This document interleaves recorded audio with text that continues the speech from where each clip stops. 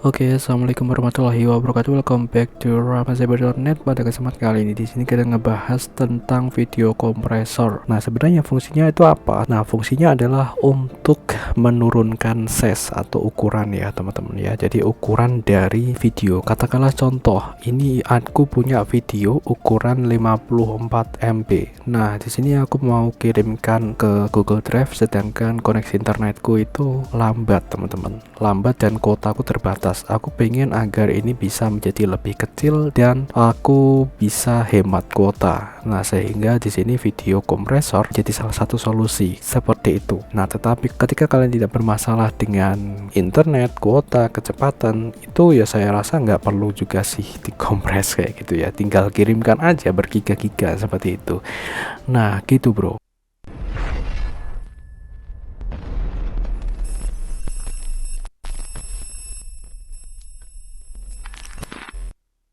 Jadi yang pertama itu teman-teman, yang pertama kita akan ngebahas tentang FFmpeg teman-teman. Ini dasar banget ya teman-teman. FFmpeg itu ya ini bisa diibaratkan kayak library-nya gitu ya, kayak perpustakaannya gitu kan teman-teman. Oke, langsung saja di sini kita menuju ke sini. Oke, ini dia teman-teman. Jadi ini beberapa literatur tentang FFmpeg gitu ya teman-teman. Jadi aku sudah coba sortir dan kalian bisa langsung menuju ke sini kalau misalnya kalian pengen manual ya, manual book ya. Di sini ada FFmpeg documentation dan berbagai macam penerapan. Ini ada CRF dan kita akan langsung saja untuk praktekkan ya teman-teman. Kita praktekkan agar teman-teman itu bisa oh iya seperti itu ya caranya ternyata melakukan kompres menggunakan ini gitu ya teman-teman. Kita memakai terminal ya teman-teman ya, karena di sini tidak berbasiskan GUI ya teman-teman ya, graphical user interface, tapi di sini command line ya. Jadi kita pakai terminal Linux di sini teman-teman. Kalau misalnya kalian belum memahami tentang Linux atau kalian baru ya di sini ya, kalian bisa langsung menuju ke playlist kita tentang Chromebook Linux. Nah, di situ dari awal sampai pembahasan yang terbaru gitu ya ada di situ teman-teman. Termasuk bagaimana caranya kalian menggunakan lingkungan Linux di sini. Oke, jadi untuk melakukan instalasi itu seperti ini teman-teman. Sudo apt install ya ffmpeg PEG. Nah, seperti ini aja. Kita kan di sini memakai Debian ya. Jadi dia akan langsung download dari server Debian yang stabil. Seperti ini kita enter. Nah, kalau misalnya kalian belum install ya, teman-teman, nanti akan menuju ke instalasi seperti biasa ya. Tinggal kalian ketikkan Y untuk install gitu ya, teman-teman ya. Sudah.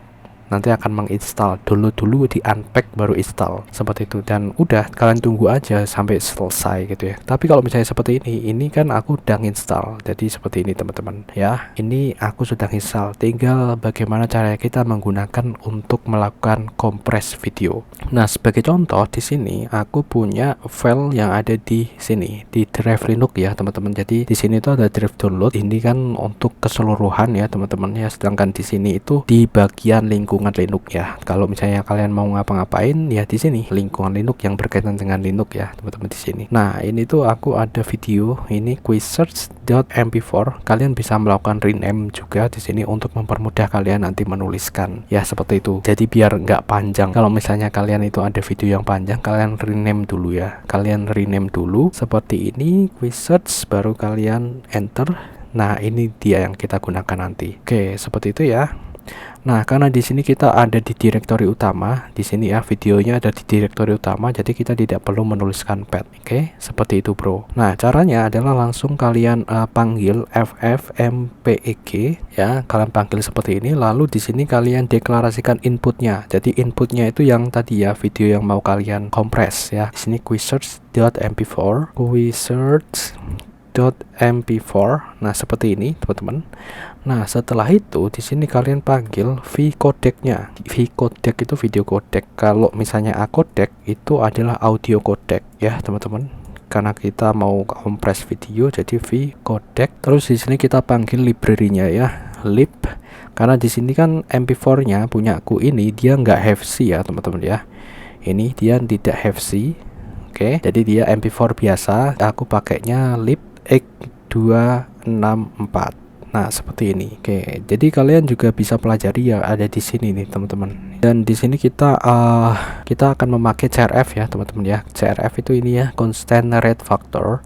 Jadi ini yang biasa dipakai kalau misalnya kalian pakai handbrake ya, teman-teman, yang biasa buat kompres video untuk mengecilkan file. Jadi dulu itu aku juga sering pakai handbrake gitu ya, teman-teman. Nanti kita akan bahas handbrake. Nah, kita bahas FFmpeg dulu. Nah, dia juga pakai CRF ini, teman-teman. Jadi CRF ini dia lebih simple ya, teman-teman ya. Dia itu ada skala ya, range ya, ada ring yang ada di sini. Kalian lihat ini skalanya itu dari 0 sampai 51. 0 itu berarti ini kualitas yang paling minim kompres ya. Artinya kalau misalnya kalian mau kompres itu dia ukuran paling besar, teman-teman ya. Tapi kualitas videonya paling bagus. Jadi minim kompres. Nah, sedangkan 51 ini berarti paling jelek ya. Ini paling jelek dengan ukuran size-nya itu dia menjadi lebih kecil.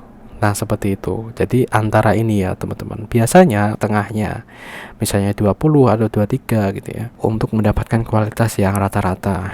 Seperti itu. Nah, tapi di sini ketika kalian pengen benar-benar mengecilkan file size-nya, di sini kalian bisa pakai ukuran 27 atau 28 gitu ya, teman-teman ya.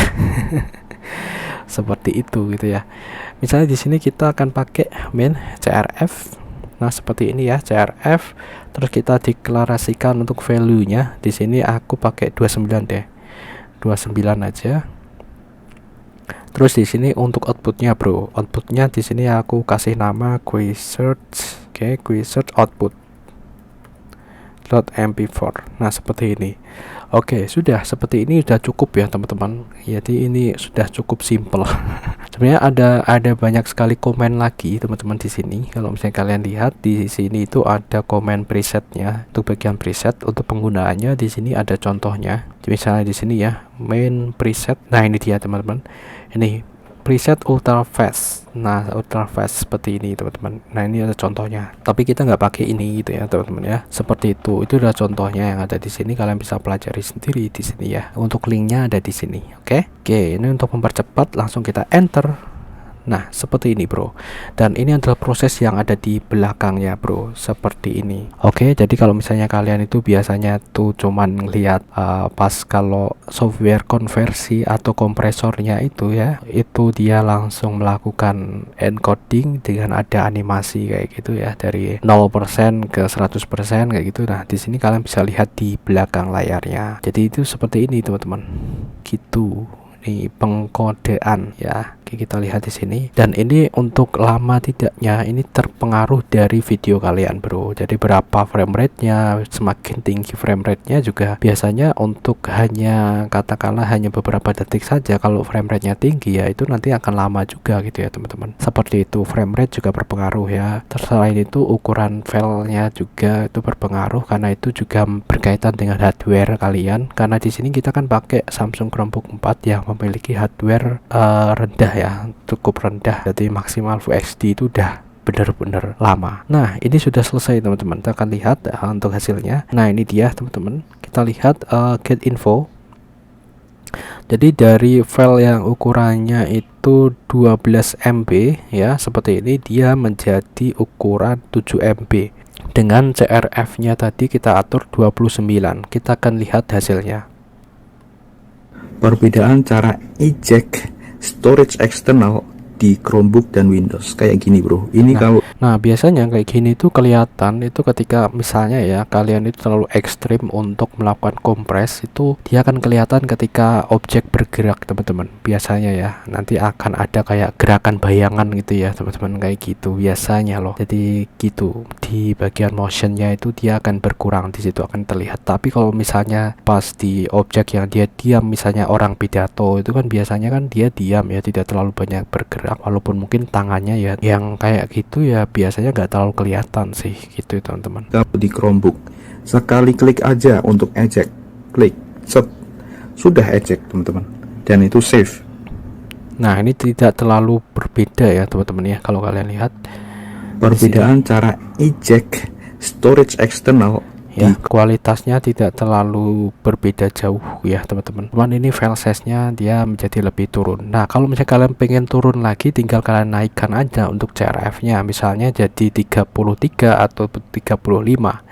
Tapi nanti juga kalian lihat dulu hasilnya kayak apa. Kalau videonya sudah tidak bagus untuk ditonton, ya berarti ya kalian bisa kurangin lagi, misalnya ke 30 gitu ya, atau 31, seperti itulah. Itu adalah contoh untuk melakukan kompres dengan menggunakan FFmpeg.